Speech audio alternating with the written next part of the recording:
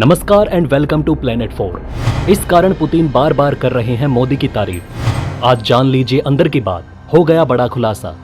हाल ही में पुतिन ने जो मोदी की तारीफ की है उसे काफी लोग प्रोपेगेंडा बता रहे हैं, लेकिन मैं आपको बता देना चाहता हूं कि पुतिन इतनी आसानी से किसी नेता की तारीफ नहीं करते।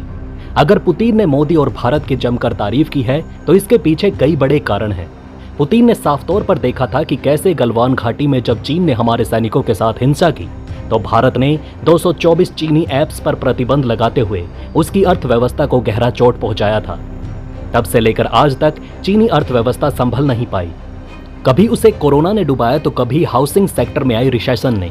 पुतिन भी देखकर हैरान होंगे कि चीन जैसा महाशक्तिशाली देश भारत से टकराने के बाद बुरी तरह लड़खड़ा गया है, जबकि वहीं दूसरी तरफ भारत की अर्थव्यवस्था बेहद तेजी से रफ्तार भर रही है। पुतिन ने यहां साफ तौर पर मोदी की देशभक्ति देखी और पुतिन ने समझौता करने को बिल्कुल भी तैयार नहीं हुए।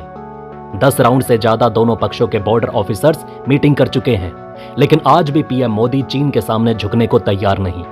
रूस के राष्ट्रपति ने साफ तौर पर देखा कि मोदी देश हित में चीन जैसे महाशक्तिशाली देश के सामने झुकने को तैयार नहीं, जिसके सामने कभी नेहरू आसानी से दंडवत लगा बैठते थे। हालांकि उस वक्त का भारत बेहद कमजोर था और आज का भारत रॉक सॉलिड तरीके से दुनिया को लीड कर रहा है। यूक्रेन मामले में पुतिन के सामने उनके मुंह पर ही मोदी ने कहा था कि यह युद्ध का समय नहीं है, युद्ध करना छोड़ दो। वैसे तो पुतिन के सामने इस तरह की कड़ी बातें करने की कोई हिम्मत नहीं करता, लेकिन मोदी ने कैमरे और पूरी दुनिया के सामने पुतिन को बहुत बड़ी नसीहत दे दी है। मोदी के इस साहस को देखकर भी पुतिन दंग रह गए होंगे। इसके साथ ही मोदी ने रूस से बिना डरे यूक्रेन के महिला उप विदेश मंत्री का भी अपने देश में स्वागत किया था। यहां आमतौर पर दूसरा कोई नेता पुतिन से डर जाता और यूक्रेन से बात तक नहीं करता, लेकिन मोदी ने यूक्रेन की बात भी सुनने की हिम्मत दिखाई। इस कारण भी पुतिन जरूर प्रभावित हुए होंगे, क्योंकि मोदी किसी निष्कर्ष पर पहुंचने के पहले दोनों पक्षों की बात बहुत गौर से सुनते हैं।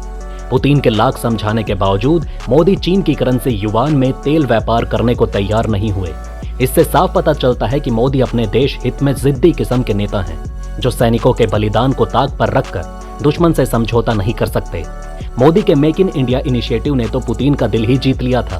कई समारोह में पुतिन मोदी के इस इनिशिएटिव के जमकर तारीफ भी कर चुके हैं। वहीं दूसरी तरफ मोदी और जयशंकर की जोड़ी ने पश्चिमी देशों की जमकर धुलाई की।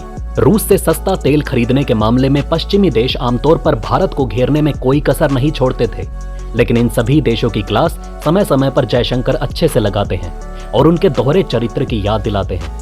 इसी कारण पुतिन भारत और मोदी की तारीफ करते हैं, जो अपने देश हित के लिए पश्चिमी देशों के मनमानी के आगे झुकने से साफ इनकार कर देते हैं। अजीत डोभाल के नेतृत्व में भारतीय सुरक्षा एजेंसियों ने जिस प्रकार देश के दुश्मनों को टपकाना शुरू किया, इसे देखकर भी पुतिन हैरान है। पुतिन ने साफ देखा है कि भारत अब पाकिस्तान, ब्रिटेन, कनाडा, ऑस्ट्रेलिया और अमेरिका में घुसकर अपने दुश्मनों की क्लास लगा रहा है। यहाँ भी पुतिन की बात सच होती है कि मोदी अपने दुश्मनों को घर में घुसकर मारते हैं। वे बेहद सख्त हैं। पुतिन ने पीएम मोदी की तारीफ तो की ही है, साथ ही बताया कि अमेरिका और यूरोप के भयंकर दबाव के बावजूद किस तरह से भारत और रूस के बीच व्यापार बढ़ रहा है। उन्होंने कहा कि साल 2022 में दोनों देशों के बीच व्यापार $35 बिलियन प्रति वर्ष था और इस साल की पहली 6 माही में $33.5 बिलियन तक पहुंच गया। रूसी राष्ट्रपति ने कहा कि भारत के साथ व्यापार बढ़ाना सही फैसला साबित होगा। पुतिन को अच्छे से पता होगा कि इस वक्त भारतीय अर्थव्यवस्था की रफ्तार दुनिया के किसी भी बड़े अर्थव्यवस्था की रफ्तार से काफी आगे है। यूक्रेन पर रूस के हमले के बाद पश्चिमी देशों के दबाव के बावजूद भारत ने रूस से रियायती दर पर कच्चा तेल खरीदना जारी रखा।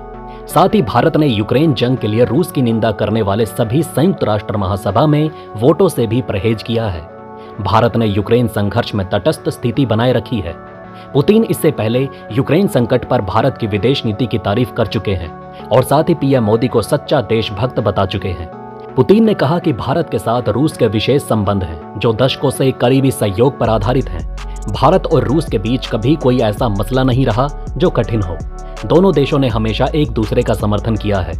उन्होंने भरोसा जताया कि आगे भी यही सिलसिला जारी रहेगा। हाल ही में पुतिन ने कहा था कि मोदी के नेतृत्व में पिछले वर्षों में बहुत कुछ किया गया। स्वाभाविक रूप से वो सच्चे देशभक्त हैं, उन्हें डराया या धमकाया नहीं जा सकता और मेक इन इंडिया का उनका विचार बताता है कि भविष्य भारत का है। तो दोस्तों, इस पूरी अपडेट और विश्लेषण पर आप अपनी राय नीचे कमेंट में जरूर लिखें। जल्द मिलते हैं एक और नई अपडेट के साथ। चैनल को सब्सक्राइब कर लीजिए ताकि आप सभी तक नेक्स्ट वीडियो आसानी से पहुंच सके। वीडियो अंत तक देखने के लिए धन्यवाद।